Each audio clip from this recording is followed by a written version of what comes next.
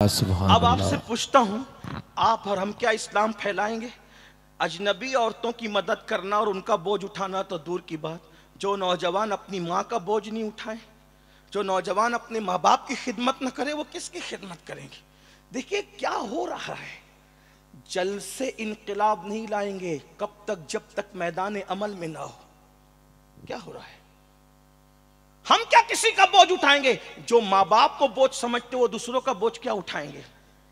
अगर महफिल के अंदर कव्वालों पर और कव्वालन पर पैसे लुटाना हो कैमरे में आने के लिए, तो फिर हजारों लुटा देंगे।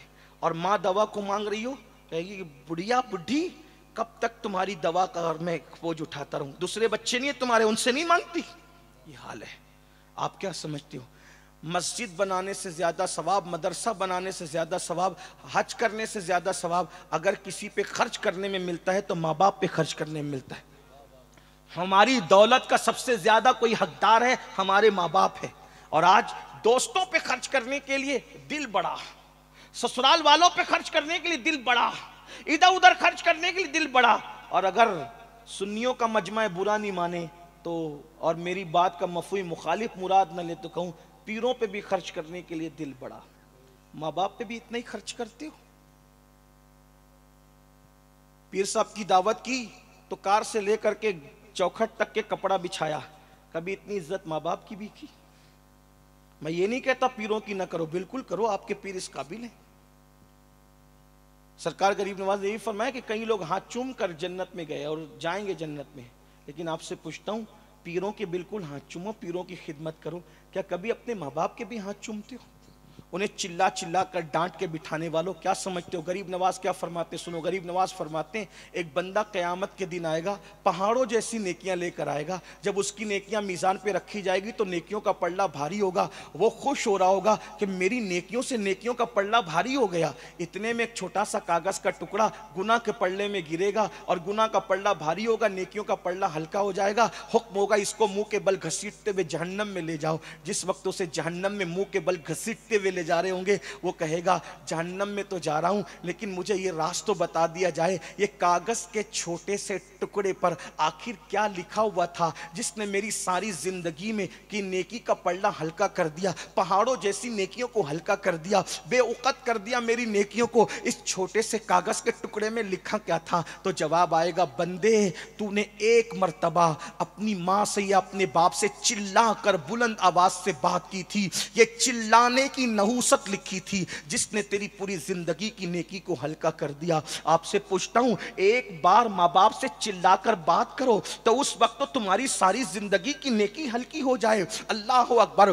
बीवी के बहकावे में आकर, किसी और के बहकावे में आकर माँ बाप को घर से निकालने वालों, ससुराल में जाकर के बसने वालों, जब माँ बाप तुम्हारे जवान थे और तुम बच्चे थे तो हर कहता था मेरी अम्मी, मेरे अब्बा, मेरी अम्मी, मेरे अब्बा। और जब तुम जवान हो गए हो तो एक दूसरे से कहते हो, तू दवा नहीं लाता क्या? तेरा बाप नहीं है? तू खाना नहीं खिलाता क्या? तेरा बाप नहीं है? बचपन में मेरे माँ बाप कहते थे और जवानी में तेरे माँ बाप कहते हो। सुन लो, अल्लाह के रसूल ने इरशाद फरमाया, अलबिर ला यबला व ज़ंब ला युनसा व दय्यान ला यमूत इमल मा शित कमा तदीन तुदान। नेकी कभी पुरानी नहीं हो सकती, गुनाह कभी बुलाया नहीं जा सकता, और सिला देने वाले खुदा को कभी मौत नहीं आ सकती। तो जो चाहे कर, जैसा करेगा वैसा भरेगा। आज अपने माँ बाप पे जुल्म करने वालों, उनकी खिदमत से मुंह मोड़ने वालों, कब्र में, महशर में, जहन्नम में जो अजाब होगा माँ बाप के गुस्ताखों पर, वो तो बहुत बदतरीन है। होगा होगा होगा। लेकिन दुनिया में दो लोगों को कभी मौत नहीं आती जब तक जलील ना हो जाए, एक माँ बाप का गुस्ताख, एक बुजुर्गों का गुस्ताख। इन दो गुस्ताखों को जरूर पहले दुनिया में जलील किया जाता है, उसके बाद मौत आती है। अगर आज तुम अपने माँ बाप को घर से निकाल रहे हो, गाली दे रहे हो, जलील कर रहे हो, रुस्वा कर रहे हो, तुम भी अपने बच्चों के हाथों जलील होने के लिए तैयार हो जाओ। एक बुजुर्ग ने अपनी किताब में लिखा, एक शख्स ने, बूढ़ा था, उसके बेटे ने उसको 1-2 तमाचे मारे। تو کسی نے کہا کہ گستاخ اپنے باپ کو 2 گالوں پہ مار رہا ہے. اس نے رو کے کہا مارنے دو، کیونکہ میں نے اپنے باپ کو 1 مارا تھا. اس وقت مجھے کسی نے کہا تھا کہ تو اپنے باپ کے ساتھ جیسا کرے گا تیری اولاد اس سے بدترین سلوک تیرے ساتھ کرے گی. اللہ اکبر. اور یہ بھی یاد رکھنا اپنے ماں باپ کے ساتھ اچھا سلوک کرو گے تمہاری اولاد اس سے زیادہ اچھا سلوک انشاءاللہ تمہارے ساتھ کرے گی. ماں باپ کی دعا لو. ہر کامیاب انسان کے پیچھے ماں باپ کی دعا ہے. سب کے پیچھے بھاگنے والوں یہ دعا کر دو، وہ دعا کر دو، وہ دعا کر دو، یہ تعویذ دے دو، یہ بلا دور ہو جائے، یہ بندش کر دو، یہ ایسا کر دو. وہ نادان، تیرے گھر میں دعا کا خزانہ موجود ہے. اپنے ماں باپ سے دعا لے. دعا نے مخدوم ماہمی کو ولی بنایا، دعا نے مخدوم اشرف کو مخدوم اشرف بنایا، دعا نے غریب نواز کو غریب نواز بنایا، دعا نے غوث اعظم کو غوث اعظم بنایا، دعا نے محبوب الہی کو محبوب الہی بنایا، دعا نے بابا قطب کو قطب الاقطاب بنایا. ارے یہ ماں باپ کی دعائیں ہیں. ماں باپ سے بڑا مرشد کون ہے؟ سب سے بڑا مرشد ماں باپ ہے. جب یہ دعا کرتے، ان کی دعا میں کوئی ریاکاری نہیں، ان کی دعا میں کوئی مکاری نہیں، ان کی دعا میں کوئی اللہ اکبر دکھاوا نہیں. آقا ارشاد فرماتے ہیں جب ماں دعا کرتی ہے جملے بھی پورے نہیں ہوتے اللہ قبول کر لیتا ہے. سبحان بلکہ یہاں اللہ. تک فرمایا پوری کائنات کسی کے لیے بد دعا کرے اور تنہا اس کی ماں اس کے لیے دعا کرے، کائنات کی بد دعا رد ہوگی، ماں کی دعا قبول ہوگی. اور پوری کائنات بد دعا کرے، پوری کائنات دعا کرے اور تنہا ماں بد دعا کر دے، کائنات کی دعا رد کر دی جائے گی، ماں کی بد دعا قبول کر لی جائے گی. اس لیے ماں باپ کو ناراض نہ کرو. آئیے ایک بات بس کرتا ہوں پھر اینڈ کی طرف، اختتام کی طرف چلتے. میں نے کہا تھا شارٹ کریں گے لیکن باپو نے اتنا لمبا عنوان دے دیا، کئی عنوانات سمیٹنے پڑ رہے ہیں. میں اپنی بات پوری کرنے لگا ہوں. ماں باپ ہوتے، ان کا پیار خالص ہوتا ہے. دیکھو ایک بات آپ سے کہوں، سب لوگ ہماری صفات سے محبت کرتے ہیں، ہماری ذات سے کوئی محبت نہیں کرتا. لیکن ماں باپ وہ ہے وہ ہماری صفات سے نہیں ذات سے محبت. مثال کے طور پہ نور میاں کو آج کیوں بلایا گیا یہاں جلسے میں؟ کیونکہ نور میاں مقرر ہے، یہ صفات ہے. سید محمد قادری صاحب کو کیوں بلایا گیا؟ کہا بڑے شاعر ہیں، بڑے نیک انسان ہیں، بااخلاق ہیں، صفات ہے. سہیل باپو کو کیوں؟ اچھے ناظم ہیں، صفت. معین کو کیوں بلایا گیا؟ اچھا نعت خواں، اس لیے. اور بھی لوگوں کو ہے نا. آپ مجھے بتائیں یہ نعت خواں نہ ہوتے، یہ خطیب نہ ہوتے، وہ خلیق نہ ہوتے، یہ ناظم نہ ہوتے اور ان کی ناک بہ رہی ہوتی تو کیا یہ لوگ ان کو بلاتے؟ یا کہ کوئی کھڑے کھڑے پیشاب کرتا تو لوگ بلاتے؟ بستر میں پاخانہ کرتا تو لوگ بلاتے؟ پتا چلا لوگ صفات سے محبت کرتے ہیں، ماں باپ ذات سے محبت کرتے ہیں. جب تم کچھ بن گئے تو لوگوں نے تمہیں چاہا. سسرال والوں نے اس لیے اپنایا کہ تیرا کاروبار اچھا تھا، تیری صورت اچھی تھی، تو نوجوان تھا، ہٹا کٹا، اس لیے اپنایا. بیوی اس لیے بیوی بنی کہ تو اس کا حق ادا کرنے کے قابل تھا. صفت کی بنیاد پہ بیوی تیری بیوی بنی، سسرال والے صفات کی بنیاد پہ تجھے داماد بنائے. لیکن جس دن تیری ناک بہتی تھی اور جس دن تو پیشتر میں پیشاب کرتا تھا، پاخانہ کرتا تھا، نہ تو ادیب تھا، نہ خطیب تھا، نہ مفکر تھا، نہ دائی تھا، نہ ناظم تھا، نہ نعت خواں تھا، تو صرف انسان تھا. اس وقت تو ماں اپنے دوپٹے سے ناک پوچھ کے کہتی تھی میرا لال. جب سبحان اللہ. پیشاب کرتا تھا ماں سینے سے لگا کے کہتی تھی میرا چاند. آپ سے پوچھنا چاہتا ہوں ان ماں باپ کو ہم نے صلہ کیا دیا جس کے وجود پر پیشاب کر کر کے تم جوانی کی دہلیز پر پہنچے ہو، جن کے بستروں کو تم نے ناپاک کر کے تم نے جوانی کی منزلیں طے کی ہے. آج ان ماں باپ کو آنکھیں دکھاتے ہو، آج ان ماں باپ کو دھوکہ دیتے ہو. سن لو، کتے کا دل دکھانے والا بھی ذلیل ہوتا ہے. جو چڑیا پہ ظلم کرے اللہ اس کو بھی اعمال ضائع کر کے جہنم میں ڈالے گا. جو چڑیا پہ ظلم کرے وہ جہنم میں جائے گا. جو ماں باپ کی ممتا کو بھلا دے اس کا کیا حال ہوگا. جو نوجوان لڑکے ماں باپ کی اہمیت کو نہیں جانتے، میں ان سے ایک بات کہنا چاہتا ہوں، یہ ماں باپ ہے. تم کتنا بھی ظلم کر لو یہ تم سے کبھی ناراض دلی طور پہ نہیں ہوں گے. زبان سے ناراضگی کا اظہار کریں، کبھی حقیقت میں تم پہ ناراض نہیں ہوں گے. میں نے ایک آرٹیکل پڑھا تھا جب میں اسکول پڑھتا تھا، غالباً جونیئر کالج میں نیا داخلہ ہوا تھا. اس وقت ایک آرٹیکل پڑھا تھا، اس نے مجھے بہت رلایا تھا. وہ یہ تھا کہ ایک مرتبہ ایک ماں نے برتن جھاڑو کر کے اپنے بیٹے کو پڑھایا لکھایا. بہت ساری مائیں ہیں جو بہت دکھ اٹھا کر اپنے بچوں کو بہت کچھ بناتی ہے. ایک مفکر نے کہا تھا ایک ماں اپنا پورا شباب لٹا دیتی ہے, ایک باپ اپنا پورا شباب قربان کر دیتا ہے. جب بچہ کہیں جا کر کچھ بنتا ہے ماں باپ نچوڑ دیتے ہیں اپنا شباب. یہاں وہ وقت نہیں کہ میں ماں باپ کے عنوان پہ گفتگو کروں, لیکن محض چشمے تصور سے ایک مفکر نے آسمان کی طرف دیکھا تو اس نے کیا دیکھا کہ ملائکہ اللہ سے مکالمہ کرتے ہوئے کہتے ہیں اللہ ممتا کسے کہتے ہیں. توجہ, محض چشمے تصور سے ایک مفکر نے دیکھا, پوچھا فرشتے خدا سے پوچھ رہے ممتا کسے کہتے ہیں. تو اس وقت خدا نے شبنمی قطروں کی شبنمی نزاکت کو, تتلیوں کے باغپن کو, نسیم سحر کو, صبح کے اجالے کو, شام کی زلفوں کو, پھولوں کی نکہت کو, چمنستان کے گلوں کی جو ہے وہ نزاکتوں کو, لالا کی لالی کو, اور شفق کے جمال کو, افق کی سرخیوں کو, بلکھاتی ہوئی ندیوں کے حسن کو, موجیں مارتے ہوئے سمندر کی موجوں کے تکبر کو, پہاڑ کی استقامت کو, اور سبزہ زاروں کی سبزہ زاری کو, سنبل کے پودے کو, نرگس کے پھول کو خدا نے ایک ساتھ جمع کیا. اور جب وہ مجسم حسن ہو گیا تو پھر اس نے کسی وجود کے گود میں کسی وجود کو ڈالا, اور پھر اس وجود نے اس پورے حسن کو کسی پہ قربان کر دیا. تو کہا اس کو ممتا کہتے ہیں. کہا یہ مولا یہ مکمل حسن ایک ننھی سی جان پر جو قربان کر رہا ہے, یہ حسن کیا ہے اور وہ کیا ہے. تو ارشاد ہوتا ہے یہ مکمل حسن کو ماں کہتے ہیں, اور اس قربانی کو بچے پہ قربان کر دینے کو ممتا کہتے ہیں. یہ وہ رشتہ ہے کہ ہر رشتہ کٹ سکتا ہے, ٹوٹ سکتا ہے. یہ رشتہ اتنا مضبوط ہے نہیں کٹ سکتا, بلکہ جرات کر کے کہہ رہا ہوں خدا سے بندے کا رشتہ نہیں ٹوٹ سکتا.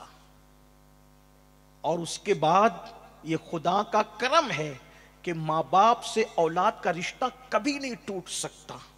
توجہ, دوست میں جھگڑا ہو گیا, اس نے کہا تو میرا دوست نہیں, ختم بات. صحیح.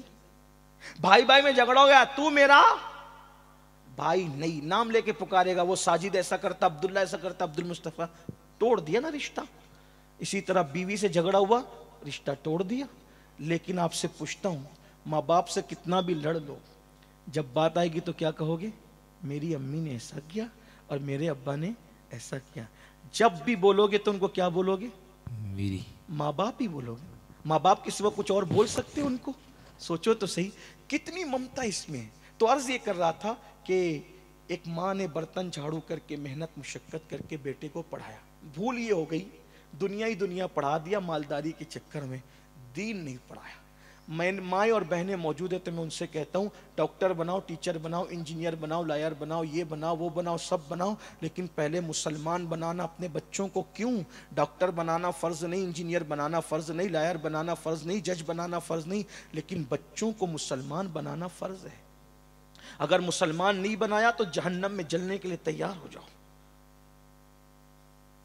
ماں نے بنا دیا, پڑھا لکھا دیا, شادی کر دی, اچھے گھرانے میں شادی ہو گئی, پڑھی لکھی بہو آئی تو بہو تو ساس کو موجنے کے لیے گننے کے لیے تیار نہیں تھی.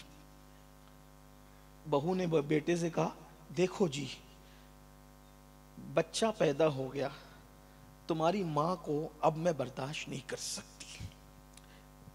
یہ تمہاری ماں کھانستی ہے, اس کو کچھ شعور نہیں ہے, یہ جاہل ہے, ان پڑھ ہے, ایسا ہے ویسا ہے, میں اس کا بوجھ نہیں اٹھا سکتی. اچھا پھر یا تو اپنی ماں کو رکھو یا تو مجھے رکھو, کیا فیصلہ کرنا ہے؟ ظالم بیٹے نے فیصلہ کیا ماں کا انتظام ہو جائے گا. ایک لوتا بیٹا تھا, ماں نے برتن جھاڑو کر کے پڑھایا تھا, محنت سے پڑھایا تھا. کاش کہ میرے دل کا درد, میں کوئی خطابت نہیں کر رہا ہوں, خطابت تو ہو چکی, کاش کہ میرے دل کا درد قوم کے جوان محسوس کر لیں. کتنی محنتوں سے کسی کی جوانی اجڑتی ہے نا جب کوئی جا کر جوان ہوتا ہے. ماں اپنے جگر کا لہو ایک بچے کے حلق میں دودھ کی شکل میں منتقل کرتی ہے جب کوئی جا کر کے جوان ہوتا ہے. ایک باپ سردی گرمی برسات کچھ بھی دیکھے بغیر اپنا پورا شباب کسی پر نچھاور کر دیتا ہے جب کوئی جا کر کے جوان ہوتا ہے. مگر ظالم بیوی کے کہنے پہ ظالم شوہر نے کہا ماں کا انتظام کر دیں گے. اور اس نے ایک دن ماں سے کہا امی میں تمہیں آج کہیں گھمانے لے جانا چاہتا ہوں. ماں نے پہلی بار بیٹے سے سنا. ہمیشہ تو بیوی کو لے جاتا ہے, آج پہلی بار مجھے لے جا رہا ہے. ماں بڑی خوش ہوگی, اس کی تو عیدوں کی عید آ گئی. آج کار میں بیٹھی, کپ کپاتے ہوئے پیروں کو کار میں رکھا, وجود کانپنے لگا, اور اس کے بعد کار میں بیٹھی. بیٹا بات کرنے کو تیار نہ تھا. ایسے میں ایک اولڈ ہاؤس بڈھے گھر کے پاس لے گیا, وہاں ماں کو زینے پہ بٹھایا. اب بٹھا کے کہا ماں دیکھو میں چلتا ہوں, دیر نہیں کر سکتا کیونکہ کوئی دیکھ لے گا. ماں میری بیوی کہتی ہے کہ وہ تمہارے ساتھ نہیں رہ سکتی, اس لیے میری بیوی اپنا گھر بچانے کے لیے, یہ اولڈ ہاؤس ہے, بڈھا گھر ہے, یہاں عورتیں بڑے میاں بوڑھی عورتیں بوڑھے مرد یہاں رہتے ہیں, اب تم کو یہاں رہنا ہے. اچھا میں چلتا ہوں, ٹھیک ہے. یہ کہہ کے کار میں بیٹھا. ماں کی تو دنیا اجڑ گئی, ماں کی تو دنیا, اس کا تو سب کچھ اس کا بیٹا تھا. ایک بات آپ سے کہوں, میرے قائد نے مجھے ایک جملہ کہا تھا, اولاد کو بڑھاپے کا سہارا بنانے کی بجائے اولاد کو آخرت کا سہارا بنانے کی کوشش کرو. سبحان اللہ. اگر آخرت کا سہارا بنانے کی کوشش کر کے اس کو تم نے دیندار بنا دیا تو وہ بڑھاپے کا سہارا خود بخود بن جائے گا. کیا ہوا؟ ماں تو دیکھتی رہی, کار چلی گئی, غبار کار بھی نظر نہیں آیا. بیٹھی بیٹھی رو رو کر دوپٹے سے آنسو پوچھ رہی تھی. کیسے میں اولڈ ہاؤس کے ذمہ داروں کی نظر پڑی, کوئی نیا مہمان آیا ہے. آنے کے بعد آ کر کے لوگ بیٹھ گئے. ماں تمہارا نام کیا ہے؟ یہ نام ہے. اچھا تمہیں یہیں رہنا ہے؟ ہاں مجھے یہاں چھوڑ کے جایا گیا ہے, اب یہیں رہنا ہے. ماں تمہاری کوئی اولاد ہے؟ ہاں ایک لوتا بیٹا ہے. ماں اس کا نام بتاؤ نا, نام کیا ہے؟ نہیں بتاؤں گی. ماں نام بتاؤ, کیونکہ اگر کبھی کچھ ہو گیا کم سے کم اس کو کوئی اطلاع تو ہم کر سکیں. نام بتاؤ. بتاؤ وہ کہاں رہتا ہے, نام بتاؤ. نہیں بتایا. نام بتاؤ. نہیں بتایا. ماں جی نام بتاؤ. کسی نے لقمہ بیچ میں دیتے ہوئے کہا ماں جی کو ابھی ابھی گھر سے نکالا ہے نا, اس لیے ماں اتنی ناراض ہے کہ اپنے بیٹے کا نام بھی نہیں لینا چاہتی. فوراً انجام کی پرواہ کیے بغیر آنکھیں پھاڑ کر کے کہا خبردار, میرے بیٹے کے خلاف اگر ایک جملہ بھی کہا تو, میرے بیٹے کے خلاف ایک جملہ بھی کہا خبردار, کچھ مت کہنا, چپ رہو, اسے کچھ نہ کہو. ماں جی جب بیٹے سے اتنا پیار ہے تو نام کیوں نہیں لیتی؟ کہتی میرا بیٹا بڑا مالدار بھی ہے, بڑا پڑھا لکھا بھی ہے, پورے شہر میں نامور بھی ہے, تم لوگ اس کو پہچانتے ہو. میں اس لیے نام نہیں لے رہی ہوں کہ اگر نام لے لوں گی تو میرے بیٹے کی عزت چلی جائے گی. اللہ. اب بھی میں اپنے بیٹے کی عزت کو بچانا چاہتی. یہ ہوتی ہے ماں. آج اپنے ماں باپ پہ ظلم کر رہے. پسند کی شادی کا بھوت اتنا سوار ہے آج کے لڑکے اور لڑکیوں کو کہ ماں باپ کو چھوڑ کے, یاد رکھو ماں باپ کو ناراض کر کے مسجد جاتے ہو تو اللہ تمہارے سجدوں کو تمہارے منہ پہ مار دیتا, رد کر دیتا ہے. ماں باپ کو ناراض کر کے حج کرتے ہو, اللہ حج کو رد کر دیتا ہے. ماں باپ کو ناراض کر کے جن کا حج اور نماز قبول نہ ہو ان کی شادیوں میں برکت کیسے ہو سکتی ہے؟ اپنے ماں باپ کو خوش کرو, راضی کرو, ان کی دعا لو, اس لیے کہ وہ تمہارے سب سے بڑے مرشد ہے. تو آخری بات, سرکار غریب نواز جہنم سے بچانے آئے. بات آخری کر رہا ہوں, توجہ سے سن لیں. غریب نواز ایک دن اسی اجمیر شریف میں جہنم کے عذاب پہ بات کر رہے تھے. جہنم میں یہ عذاب ہے, یہ عذاب ہے, یہ عذاب ہے, یہ عذاب ہے, یہ عذاب ہے. جہنم کے عذاب پہ بات کر رہے تھے غریب نواز. ایک نوجوان اٹھ کے کھڑا ہو گیا, اور کھڑا ہونے کے بعد کہنے لگا حضرت حضرت یہ آپ جہنم کی عذاب کو جو بیان کر رہے ہو, مجھے ڈر لگ گیا جہنم سے, اور میں جہنم کی آگ سے بچنا چاہتا ہوں, طریقہ بتا دے. میں اتنا سب عمل نہیں کر سکتا, کوئی ایک طریقہ بتا دے سرکار تاکہ میں جہنم کی آگ سے بچ جاؤں. غریب نواز کلم الناس علی قدر عقولہم, لوگوں کی عقلوں کے مطابق ان سے بات کرو. کیا فرمایا؟ بیٹا جہنم سے بچنا ہے, ایک ہی بات پہ عمل کرے گا؟ ہاں ایک ہی بات پہ. جا بیٹا داڑھی رکھ لے, اگر تو نے داڑھی رکھ لی نا انشاءاللہ تو جہنم سے بچ جائے گا. اب جوان لوگ کس کی سنتے ہیں؟ اس نے غریب نواز سے کہا سرکار یہ بات سمجھ میں نہیں آ رہی ہے کہ صرف میں داڑھی رکھ لوں گا تو جہنم سے بچ جاؤں گا، بات سمجھ میں نہیں آئی۔ حالانکہ اس دور کے لوگ تھے، مولانا کہہ رہے تھے نا ابھی کہ لوگ داڑیاں رکھ کر کے پہلے سدھر جاتے تھے، پھر ابھی داڑھی بھی رکھ کر کے لوگ نہیں سدھرتے، تو میں اس دور کی بات کر رہا ہوں، ہے نا، کہ لوگ داڑھی رکھتے تھے تو جھوٹ نہیں بولتے تھے، کیوں؟ داڑھی بدنام نہ ہو جائے۔ لوگ داڑھی رکھتے تھے تو عورتوں پہ پاپ کی نظر نہیں ڈالتے تھے کیونکہ داڑھی بدنام نہ ہو جائے، یعنی داڑھی کا اتنا خیال رکھتے تھے۔ اور آج کل اللہ ہی اللہ، کچھ کہتے نہیں، اچھی بات نہیں، بڑی معذرت کے ساتھ لا الہ الا اللہ استغفر اللہ۔ بہرحال تو اس نے کہا حضرت داڑھی رکھنے کا مطلب میں سمجھ نہیں پایا کہ داڑھی رکھ لو جہنم سے بچ جاؤ۔ غریب نواز جانتے تھے داڑھی رکھے گا نا نماز بھی پڑھے گا، نشہ بھی نہیں کرے گا، جھوٹ بھی نہیں بولے گا، جانتے تھے کہ داڑھی رکھ لے تو کہا جہنم سے بچ جائے گا۔ اس نے کہا حضور داڑھی رکھنے سے کوئی جہنم سے کیسے بچ سکتا ہے؟ اب غریب نواز کا انداز تبلیغ دیکھو، فرماتے بیٹا تو نے لیلا مجنو کی داستان سنی؟ تو نے لیلا مجنو کی داستان سنی؟ اس نے کہا ہاں سنی ہے۔ تو کہا کیا تو نے وہ واقعہ نہیں سنا کہ مجنو پر جب لیلا کے عشق نے غلبہ کیا تو مجنو لیلا لیلا لیلا لیلا کرتے کرتے اس کو ڈھونڈنے نکلا، کس کو؟ لیلا کو، اور جنگل میں گیا، گم ہو گیا۔ تو مجنو کے جو سچے دوست تھے جب انہوں نے دیکھا کہ مجنو دکھتا نہیں تو مجنو کو ڈھونڈنے نکلے۔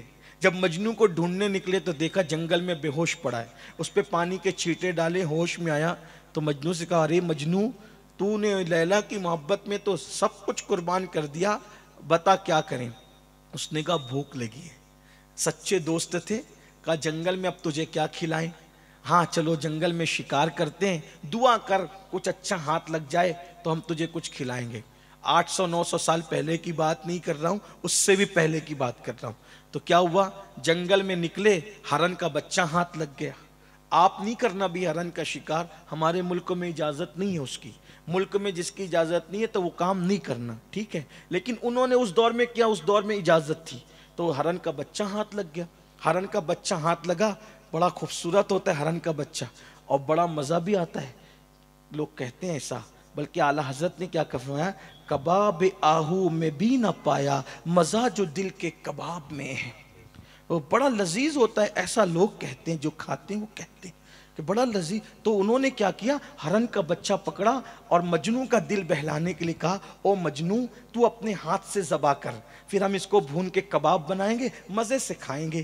کہتے ہیں کہ مجنو کے ہاتھ میں چھری دی، مجنو نے چھری لی اور جیسے ہی ہرن کے بچے کی گردن پہ رکھا، میرے سرکار غریب نواز کتنے پیارے انداز سے ایک نوجوان کی اصلاح کر رہے ہیں، اس کو سمجھا رہے ہیں، کہا جیسے ہی مجنو نے ہرن کے بچے کی گردن پہ چھری رکھا، ایک سرد آہ کھینچی اور چھری کو زمین پہ پھینک دیا اور کہا یارو میری محبت کا، میرے پیار کا واسطہ، اس بچے کو آزاد کر دو۔ وہ سچے دوست تھے اس دور کے۔ اب تو بیٹے سچے نہیں رہے، اولاد سچی نہیں رہی، ماں باپ کی اولاد کام نہیں آتی تو دوست تو سچے کہاں سے لائے، ہے نا؟ تو پھر کیا ہوا کہ اللہ اکبر، یہی ہوا کہ اس نے چھری پھینکی اور کہا میری سچی دوستی کا واسطہ اس بچے کو آزاد کر دو۔ جیسے ہی آزاد کیا وہ چھوکڑی بھرتے بھاگ گیا۔ دوستوں نے حسرت سے کہا او مجنو پگلے، اتنی محنت سے ہرن کا بچہ ملا تھا اور تو نے دوستی کا واسطہ دے کر آزاد کرا دیا، کیوں آزاد کرایا، کیوں ایسا کیا؟ مجنو نے بڑی سادگی سے کہا تم سے زیادہ بھوک تو مجھے لگی ہے، میں اس کو ذبح کرنا چاہتا تھا، لیکن جیسے میں نے اس کی گردن پہ چھری رکھا، اس کے چہرے پر میری نظر پڑی تو میں نے اس کی آنکھوں کو دیکھا، جب آنکھوں کو دیکھا تو اس ہرن کے بچے کی آنکھ ہو بہو میری لیلا کی آنکھوں کی طرح تھی۔ ارے نادان دوستو، جس کی آنکھ میرے محبوب کی آنکھ کی طرح ہو، میں اس جانور پر چھری کیسے چلا سکتا ہوں؟ میری محبت کی غیرت کو گوارا نہ ہوا، عشق کی غیرت نے گوارا نہ کیا کہ جس کی آنکھیں میرے محبوب کی آنکھوں کی طرح ہو اس پہ میں چھری چلا دوں۔ جب یہ واقعہ غریب نواز نے پورا کیا تو اس جوان سے کہتے ہیں نادان، لیلا مجنو کی دو محبت کی حقیقت کیا ہے؟ ایک فرضی کہانی کے سوا میرے اللہ نے میرے نبی سے جتنی محبت کی ہے کوئی اتنی محبت کسی سے نہیں کر سکتا۔ انہی کی محبت میں تو کائنات بنایا، جنت بنایا، سب کچھ بنایا، ملائکہ بنایا، انسان بنایا۔ بنایا, انہی کی محبت میں سب کچھ بنایا. اللہ جتنا پیار کرتا ہے محبوب سے اتنا پیار کسی سے نہیں کرتا. حتیٰ کہ محشر بھی منعقد ہوگا تو محبوب کی عزت کے ظہور کے لیے منعقد ہوگا. فقط اتنا سبب ہے انعقاد بزم محشر کا کہ ان کی شان محبوبی دکھائی جانے والی بے شک, ہے. سبحان اللہ. اللہ اکبر فرمایا غریب نواز کہ اللہ جتنا اپنے نبی سے محبت کرتا ہے کوئی کسی سے محبت کرنے والا؟ اسی لیے تو کہہ رہا ہوں داڑھی رکھ لے, نبی کی سنت پر عمل ہوگا تو تیرا چہرہ محبوب کے چہرے کے سانچے میں ڈھل جائے گا. اور جب تیرے گناہوں کی وجہ سے تجھے جہنم لے جائے گا تو اللہ کی رحمت کو پیار آئے گا اور اللہ فرمائے گا جس کا چہرہ میرے محبوب کے چہرے سے ملتا جلتا ہو میں اس کو جہنم میں کیسے جلا دوں. تو محبوب کے چہرے کی مشابہت کے صدقے اللہ تبارک و تعالیٰ تجھے جہنم سے بچا لے گا. یہ غریب نواز کا انداز تھا. آئیے ہم غریب نواز کے سچے غلام بنے. غریب نواز سرکار فرماتے ہیں قیامت میں سب سے پہلی پوچھ نماز کے حوالے سے ہوگی. غریب نواز فرماتے ہیں اللہ اکبر. غریب نواز ارشاد فرماتے ہیں جو ماں باپ کا دل دکھائے مرتے وقت تو اس کی زبان پہ کلمہ نہیں آئے گا. غریب نواز فرماتے ہیں اللہ تک پہنچنے کا راستہ بندوں کے دل سے ہو کے گزرتا ہے. جب تک تم بندوں کا دل خوش نہیں کرو گے اس وقت تک کہ اللہ تک نہیں پہنچ سکو گے. غریب نواز فرماتے ہیں اللہ کے نزدیک سب سے بڑا گناہ اگر کوئی ہے تو وہ اپنے مسلمان بھائی کو ذلیل کرنا, رسوا کرنا ہے. مسلمان کو ذلیل کرنا جتنا بڑا گناہ ہے اتنا بڑا گناہ شرک کے علاوہ کوئی اور ہو نہیں سکتا یہ ہے. اس لیے مسلمانوں آؤ غریب نواز کے سچے بنو, سچے پیروکار بنو. یہ غریب نواز ہے جنہوں نے ہندوستان کے کفرستان میں اسلام کا پرچم لہرایا اور یہ ہم پر احسان ہے کہ غریب نواز نے 90 لاکھ کو ایمان کی دولت عطا کی. اور ایک بات سن لیں, دنیا میں کوئی ماحول ہو ہندوستان والوں صرف سچے مسلمان بن جاؤ, تمہیں گھبرانے کی ضرورت نہیں ہے. ایک معین الدین نے اتنا بڑا انقلاب کیا. غریب نواز اب بھی ہمارے درمیان موجود ہیں. انشاءاللہ جب تک خواجہ زمین پر موجود رہیں گے ہمارے درمیان موجود رہیں گے ہندوستان کی سرزمین سے ہمیں کوئی ختم نہیں کر سکتا, کوئی مٹا نہیں سکتا. نادان ان کے بٹھائے ہوئے اونٹوں کو کوئی ہٹا نہیں سکتا تو ان کے بسائے ہوئے کو کوئی کیسے ہٹا سکتا ہے. لیکن کوئی ان کا ہو کر تو دیکھے, کوئی ان کا سچا بن کر تو دیکھے. زبانی جمع خرچ نعرے بہت ہو گئے, عمل کے میدان میں قدم رکھو, دیندار بنو, محنت کر کے مالدار بنو, سچے اچھی طرح سے مالدار بنو, کیونکہ غربت انسان کو کبھی کبھی کفر تک لے جاتی ہے. اس لیے غریبی سے نکلنے کی کوشش کرو, مالدار بنو, مگر مالدار سود کے پیسوں سے اور جوئے کے پیسوں سے مت بننا, کیونکہ جس نے سود کا پیسہ ایک لقمہ کھایا گویا اس نے اپنی ماں کے ساتھ 36 بار زنا کیا. اور سود کھانے والے, سود کا دھندا کرنے والوں کے ساتھ اللہ جنگ کا اعلان کرتا ہے. سور کھانا بھی حرام, سود کھانا بھی حرام, مگر سور سے بڑھ کر سود کھانا اس لیے زیادہ حرام ہے کہ سور کھانے پر اللہ نے صرف حرام کا حکم دیا, جنگ کا اعلان نہیں کیا, مگر سود کھانے والوں سے اللہ نے جنگ کا اعلان فرمایا ہے. اس لیے توبہ کرو, مالدار بنو, حلال سے چنا بیچنا پڑے چنا بیچو, سبزی بیچنا پڑے سبزی بیچو, حلال ذریعے سے مالدار بنو اور دولت حاصل کرو. اور ساتھ ہی ساتھ اپنے بچوں کو دنیا کی تعلیم بھی دو, دین کی تعلیم بھی دو. غربت کا خوف مت کرو. جتنا پیسہ مسلمانوں کے پاس ہے اتنا پیسہ کسی کے پاس نہیں ہے. آپ کہتے ہیں مولانا تعلیم مہنگی, تعلیم مہنگی. میں کہتا ہوں تعلیم مہنگی بول کے بچوں کو اسکول سے نکال لیتے ہو, کبھی موبائل مہنگا بول کر کے موبائل کے شو روم سے واپس کیوں نہیں آتے؟ جوتا مہنگا بول کے جوتے کے شو روم سے واپس کیوں نہیں آتے؟ کپڑے مہنگے بول کے کپڑوں کے شو روم سے واپس کیوں نہیں آتے؟ کپڑا بھی مہنگا, جوتا بھی مہنگا, موبائل بھی مہنگا, ریچارج بھی مہنگا, وائی فائی بھی مہنگا. تو جب یہ ساری مہنگی چیزیں کو استعمال کر رہے ہو تو پھر مہنگی تعلیم کا بہانہ کر کے اپنے بچوں کو کیوں اسکول سے نکال رہے ہو؟ ظلم کر رہے ہو, ظلم, ظالم ہو. اگر اپنے ننھے بچوں کو تعلیم نہیں دے رہے ہو تو ایک بچے کو پڑھا دو 3 نسلیں سنور جائے گی. اس لیے تعلیم پہ محنت کرو, ایجوکیشن پہ محنت کرو. ایک بات آپ سے کہنا چاہتا ہوں, تعلیم یافتہ لوگوں کی ضرورت بنتا ہے اور جاہل لوگوں پہ بوجھ بنتا ہے. جو چیز بوجھ ہوتی ہے وہ اتار دی جاتی ہے, جو چیز ضرورت ہوتی ہے اس کو سینے سے لگایا جاتا ہے. آپ جانتے ہیں عبدالکلام جو ہمارے ملک کے سابق صدر جمہوریہ رہے ہیں، آپ سے پوچھنا چاہتا ہوں بڑے بڑے متعصبین مرنے کے بعد ہار ڈالنے پہ مجبور ہوئے تھے کہ نہیں ہوئے تھے؟ کیوں؟ اس لیے کہ وہ ملک پہ بوجھ نہیں تھے، ملک کی ضرورت تھے، ہندوستان کو ایٹمی طاقت انہوں نے عطا کی، تو پھر کیا ہوا؟